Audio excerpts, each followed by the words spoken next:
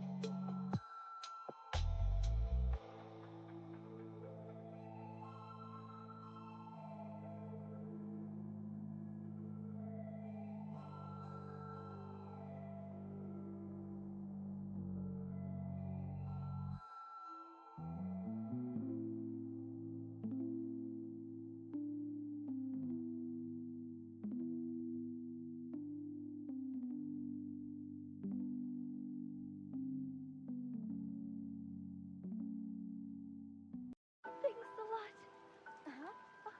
That was kinda out of the blue, huh? So I guess it didn't make any sense. I'm lonely, but I don't want anyone to know that I am. I'm alone, but I'm trying my best not to show it. That's how I interpreted your song.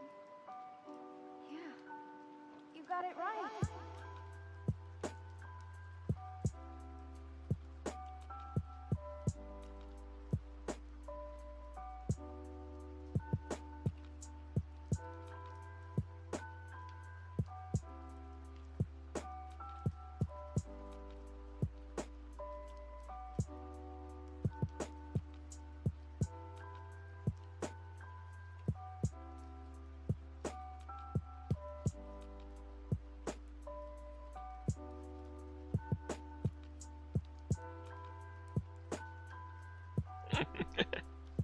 Well, Sudoku degenerates, welcome. Thank you for the raid, Jojo. Shout out to Jojo.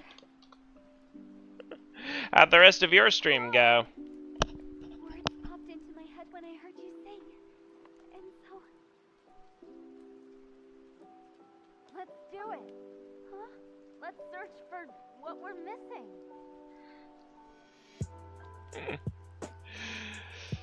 Hello, everyone, and thank you for the follow, Dave Hawes. I saw your post promoting your game. It looked pretty neat. I might stream it probably on Saturday.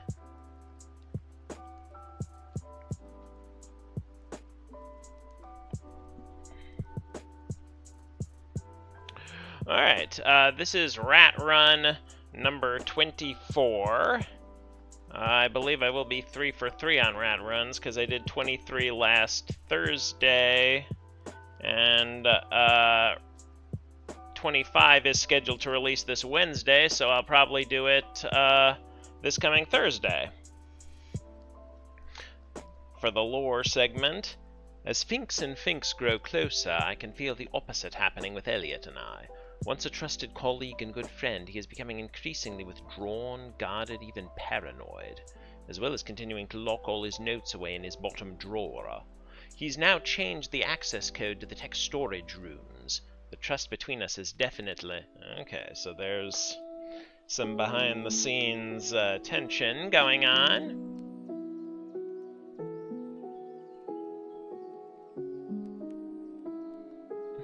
Hey, Marty. So, normal Sudoku rules apply, so every row, column, and box gotta put the digits 1 to 9 once each. Aim of experiment. Finks and Finks must both reach the cupcakes by finding a path through the maze. The paths cannot visit any cell more than once, cross themselves or each other, or pass through any thick maze walls, and the paths must only converge at the cupcake cells. So, aside from this cell, the paths cannot share any cells.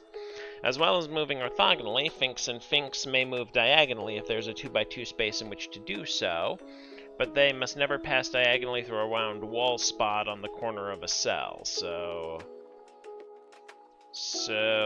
that is allowed, but that isn't, and that isn't. Cages. Digits must not repeat within a cage. All cages have the same total to be deduced, and an electricity symbol indicates the cage's shock value. Cages with a shock value of 5 or higher cannot be entered. Cages with a shock value lower than 5 are safe to enter. Forbidden doors. If a red X sits between 2 digits, they sum to 10. So these sum to 10. And test constraints. In this experiment, both paths must be a valid between line, i.e. the highest and lowest digits on a path can be found at its ends, on the rat and the cupcake cell in some order, and not anywhere along that path. So, if this is Finks's path, then these must be the highest and lowest digits on the line, and these must all be in between that. Same with Finks. If Finks goes...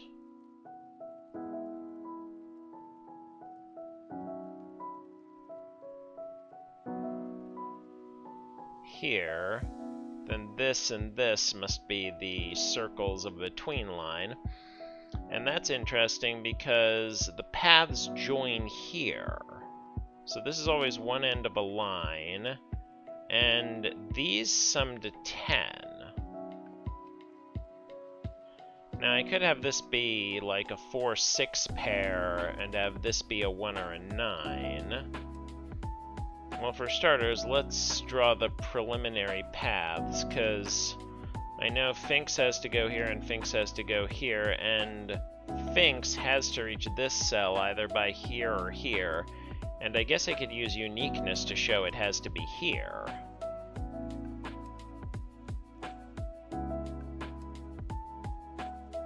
So Finks cannot enter this cell, and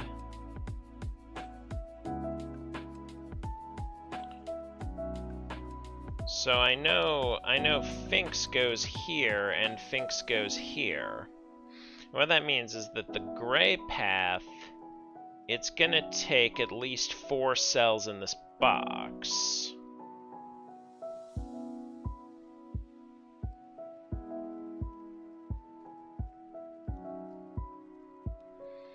Now, I assume that what I'm actually going to prove is that the starting cells are a 1-9 pair and the cupcake cell is a 5? That seems the most likely thing for a rule set like this, but exactly how I'm going to prove... Oh, and at the end point, I can... It's pretty easy to see that Finks has to go here, because the paths can't cross each other, so Finks has to go here, and either here or around here. And again, I guess I could use uniqueness to show it had to be here, but...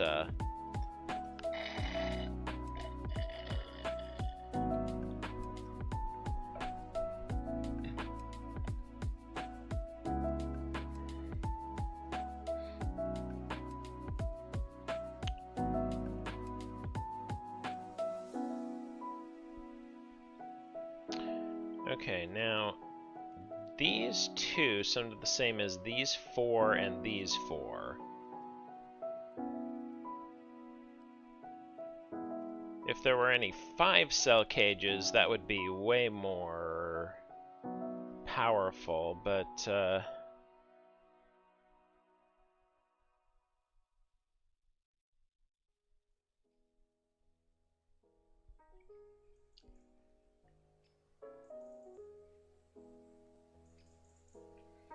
now, it would be pretty easy for Finks, at least, to never take more than 3 cells in any row, column, or box. Finks's path, I mean. Until Finks gets here. So the only cells on the between line bit of the path would be here.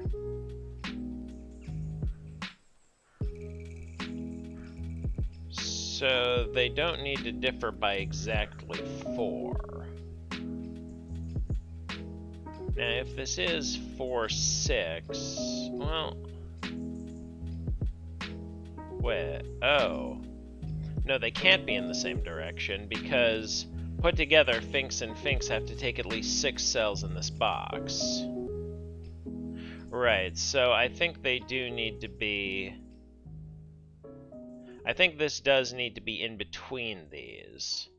Because if they're in the same direction, okay, let's say this is 4, this is 6, and this is 1. Then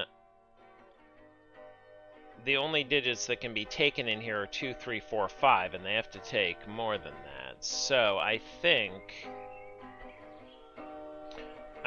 what I'm proving is that the same digit can never appear on Finks's path and Finks's path, except at the very end point.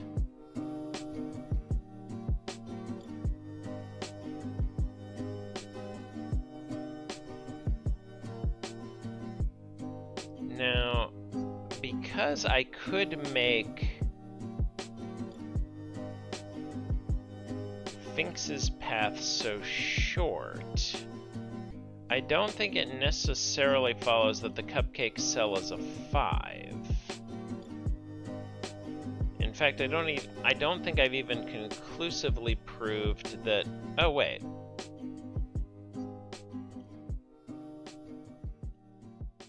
No, these do have to be 1, 9. Because otherwise they just can't take enough distinct cells here. I can sort of think of the 2 paths as 1 path in terms of, like, how many distinct cells must be taken. And if this is 2, 8, I can only take digits from 3, 4, 5, 6, and 7 here. And that's not including this, so even without having to exclude this, that would still be too big. Okay, so these are 1 and 9.